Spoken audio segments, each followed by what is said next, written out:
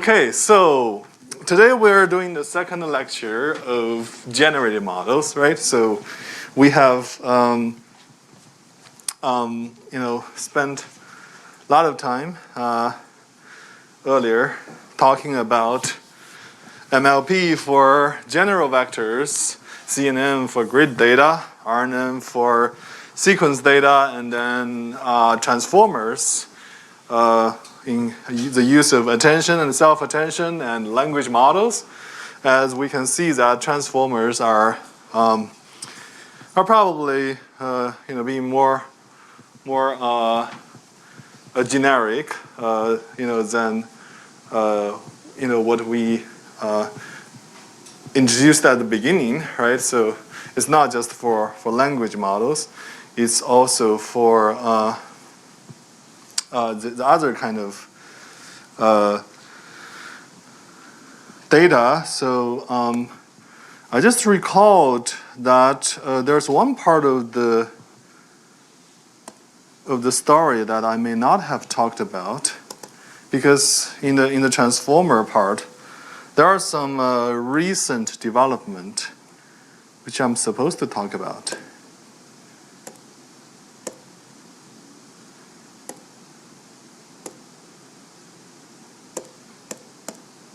Yeah, so I think those were the blank ones that were missing. So for some reason I lost those slides. I was also trying to talk about the visual transformers and other kind of other kind of transformers. But I probably will mention it when we are talking about this GAN that only use attention. Okay, so we'll talk about those. So last time we started talking about generative models, right? Why do we want generative models? You are modeling the distribution, the joint distribution, or the conditional distribution y given x, right? So instead of using a discrete model, which is very fast, like a magnet, that can help you find a needle in a haystack, but it's still a very slow task. Right? Instead, you could use a generative model, that model P of y given x, that can make the perfect needle for you directly. So that's one of the motivations. As I said, there are two kinds of ways for this kind of unsupervised generative models. If you are interested in the distribution, you can model the distribution explicitly and estimate the parameters, or you directly generate the synthetic samples, so it's like modeling the distribution implicitly. So as I said earlier, VAE and GAN are corresponding to these two types respectively, right? And before we talk about them separately, I said that you sort of want to unite them, right? We are trying to do a generator, right? So we are trying to generate x, which is the data distribution, right? And the good idea is, in general, is that you want to start with a z, and it's not a coincidence that it has the same notation as latent variables z. So this could be a very simple z that is standard Gaussian or learned, but then given the z, you can use a neural network to model this distribution P of x given z. Right? So that is, and this neural network can be differentiable, that can be trained, right, using backpropagation. And one difficulty that we haven't, thought of, it seems straightforward. Well, let's just train this generator that works then. But the thing that is missing, if you think about optimization, is we don't have the loss function. In the supervised learning, you have the paired x and y, but now you don't have the paired z and x. You don't have that, right? So how do you do that? We can utilize, the answer lies in the fact that we can utilize discriminant models again, right? And VAE and GAN, I said earlier on, one is implicitly and one is explicitly modeling the distribution, one is implicitly. And other from that, they are both using the discriminative model for training the generator, but the difference lies in that VAE uses the discriminative model for inference, but GAN uses for classification and like adversarial to the generator training. So that's what is a major difference. So this we have seen before. Let's just quickly remind what we have covered last time. The fact that we are trying to do this generator, right? We're trying to train this generator, and we were asking, well, we have learned autoencoders before, right? And why can't we just use autoencoders for the same purpose, right? Apparently the answer is, like Do-Young said last time, these autoencoders can just reconstruct the input data, whether it's image or text or whatever, right? But it cannot help you generate a new sample, right?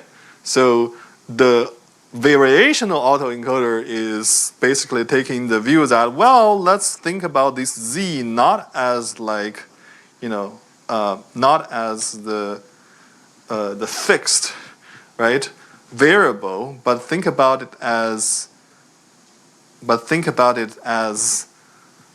a random variable whose probability distribution is to be learned, right? So in other words, if you put a probabilistic spin on AE, you get a VAE, variational autoencoder, right? Of course, let's again look at how we can solve this one, right? So this is what we introduced the last time, right? And we said that, well, the idea is simple, right? But how do we solve this or estimate the model parameters is a problem. What was the problem last time? Anyone remember? So the idea is that Z is simple. This is a Gaussian, right? And we can train a decoder network, which is basically P of X given Z. That's a generator network we want to learn, right? Right? And we can represent it using a neural network, right? Is there any difficulty training this model? Well, we can solve the maximum likelihood, right? Right? The theta is P theta X given Z is a decoder. This P theta Z is a prior, right? And then we try to maximize the likelihood. Does anyone remember or recall what was the problem computationally? What is intractable? The integral is intractable, and just like what you said. Okay, so this integral is intractable to compute for every Z, right? And then this intractability propagates from the likelihood to the posterior as well. That is a Z given X, right? So our idea is that, well, not ours, but Kingma and Welling's idea was following. So in addition to the decoder network, right, which models the distribution of X given Z, we can define an additional encoder network parameterized by phi that approximates the distribution of Z given X, right? And then what we will do is, there's no magic here so far, because we can rewrite, right? We can rewrite these likelihood using this additional encoder, but it's not going to change the fact that some terms are intractable until we do something, and that's what we introduced at the end, right? So I used to say that, this derivation should be in our PhD qualifying exam. I don't understand that we keep testing students on the undergraduate level courses for PhD qualifying exam. I don't understand that. I think the lower bound of a PhD qualifying exam for instance, probability should be the derivation of elbow, right? That should be a lower bound, right? So let's look at what this problem is solved. Again, nothing has changed so far. Let's just remind ourselves that we have the encoder and the decoder network, right? And they are, sampling z from x and x from z accordingly, right? This is variational autoencoder. Variational part is in the fact of the z, right?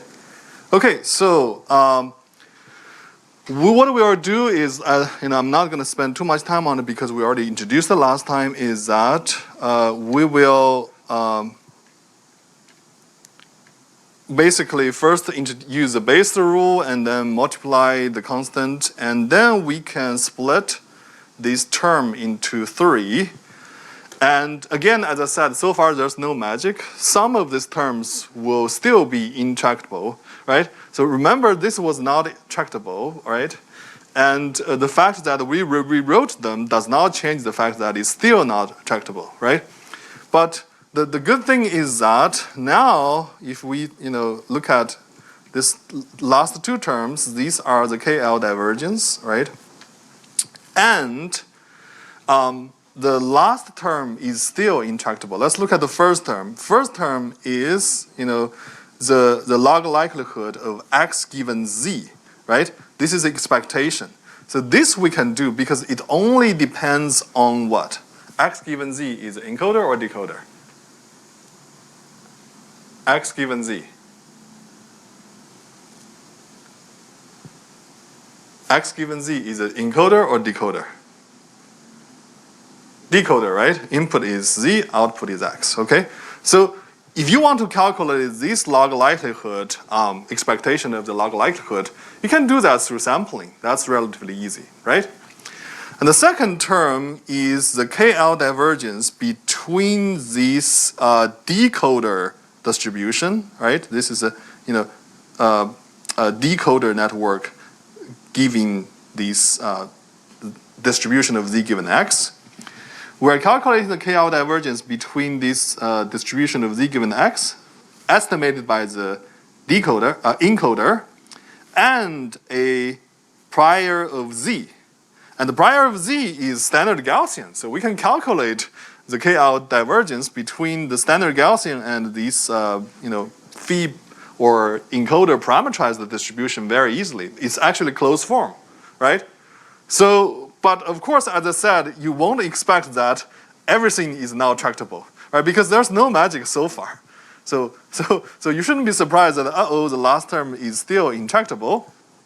So the magic happens when we say that, well, this divergence, yes, it's intractable, but its lower bound is 0. We know that KL divergence is always non-negative. So instead of maximizing an intractable objective function, which is a log likelihood, we can maximize its lower bound, which is tractable, right? Right? Because the last term is just non-negative. So this is called the elbow, right? So this is the elbow, and this is the variational. This is where this name variational autoencoder comes from. So we can try to maximize this one instead, okay?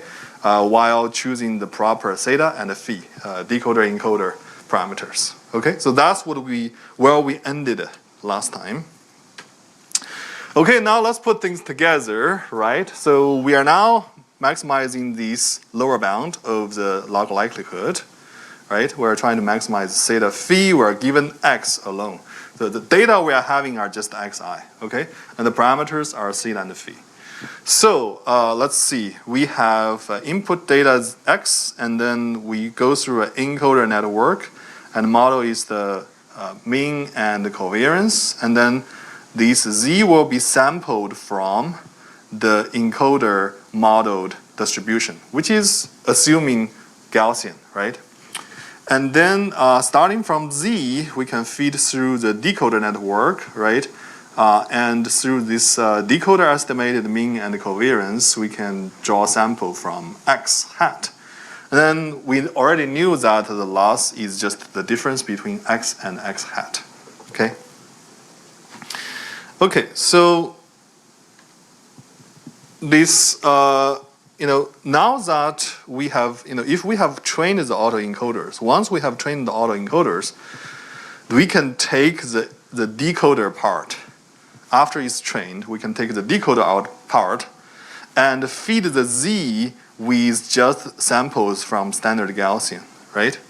And then once that is done, we can generate samples. That's how we generate data, Okay?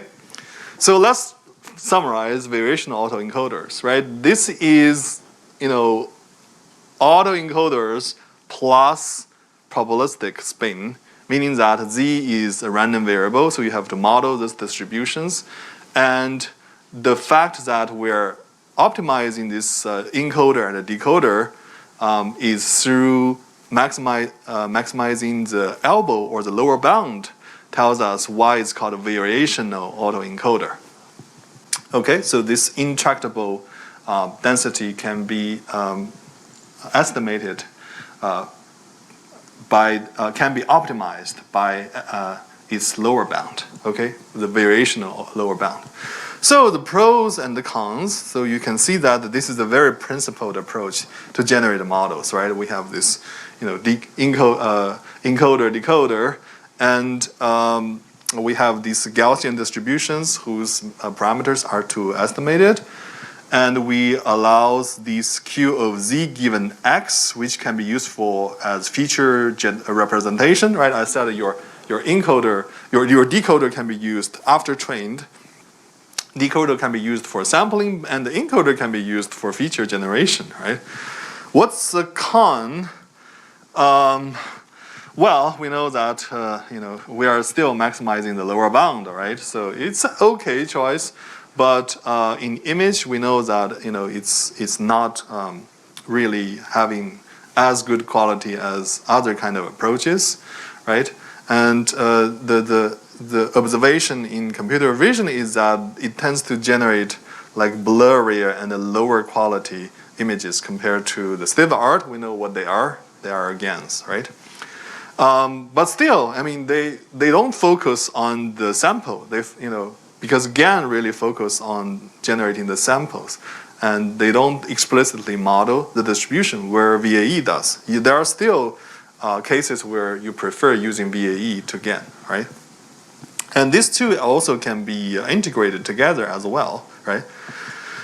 Okay, so what people have been working on since, including this more flexible approximations, which makes a lot of sense, and then introducing the structure in the latent variables, right? So there's this, GAN regularized VAE that is basically trying to enforce some structure in the latent variables. It's not just like standard zero mean, Gaussian after, or it's not like a generic mean and covariance, but it has some structures. It's like low rank structures or sparsity structures that you can enforce, which is like a prior you put on Z, right? So these are all things that you can do. Okay, any questions before I wrap up VAE? Okay, so this is still very useful. It's not like I keep saying that we don't really just chase the latest. Please don't think that GAN is better than VAE, right? It really depends on what you want. And also, it's not one or the other. Okay, maybe both, maybe neither. Okay.